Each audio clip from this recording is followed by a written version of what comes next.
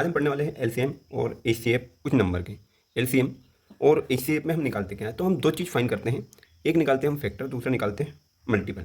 Factor किस में निकालते हैं, जैसे एचसीएफ है तो इसमें एफ लिखा मतलब इसके फैक्टर निकालेंगे, मतलब इसके क्या करना है, आपको डिवाइड करके टुकड़े करना है। जैसे मैंने एक एग्जांपल लिया 24 किन किन नंबर से डिवाइड होता है, 1 से, 2 से, 3, 4, 6, 8, 12 और 24 खुद से हो जाता है।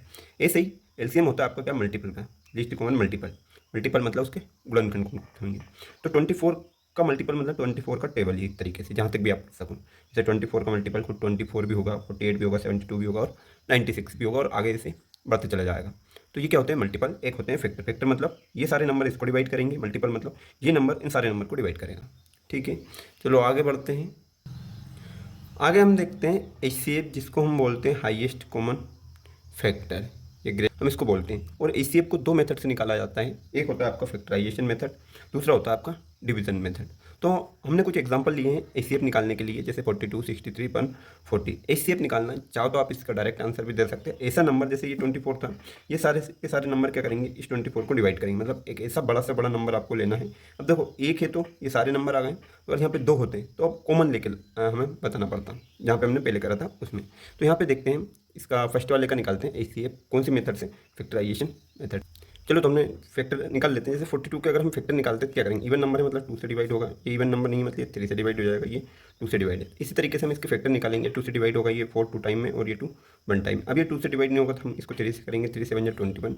और अब हम इसको किससे करेंगे, 7 से। मतलब हमेशा आपको कौन सा नंबर लेना, प्राइम नंबर ही लेना है। 3 से इसको डिवाइड करेंगे, 3 2 6, 3 1 3, मतलब यहीं से रेशो अब सेम होगा। अब वापस करेंगे डिवाइड, तो ये कितने टाइम में, 7 टाइम में, और 7 से 1 टाइम में चला जाएगा। ऐसे ही इसको करेंगे तो 7 2 14 और ये 0, फिर 2 से डिवाइड करोगे तो ये 35 हो जाएगा।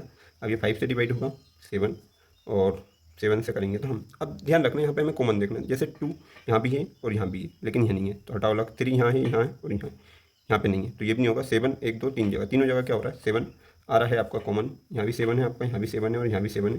तो एचसीएफ आपका क्या हो जाने वाला है, फिर एचसीएफ जो रहने वाला है वो क्या रहेगा, 7, क्योंकि वो तीनों जगह क्या हुआ है, कॉमन होगा। यहाँ भी 7 कॉमन है, यहाँ भी 7 कॉमन है और यहाँ भी। चाहो तो आप इसके फैक्टर इस टाइप से यहाँ पे लिख सकते हो। दूसरा देख लेते हैं डिवीजन मेथड। सेकंड वाला ले लिया हमने 360 और 288, मतलब बड़े नंबर को उससे छोटे वाले नंबर से हम डिवाइड करके देख लेंगे। तो इसको इससे डिवाइड करेंगे तो 1 टाइम में जाएगा, तो क्या बचेगा आपका 288, माइनस करेंगे तो 10 में से 8 गया तो 2, इधर 15 में से 8 जाएगा तो आपका 7 बचेगा। अब ये जो रिमाइंडर है ना, इसको इससे डिवाइड करेंगे, इसमें डिवाइड देंगे हम 288 में।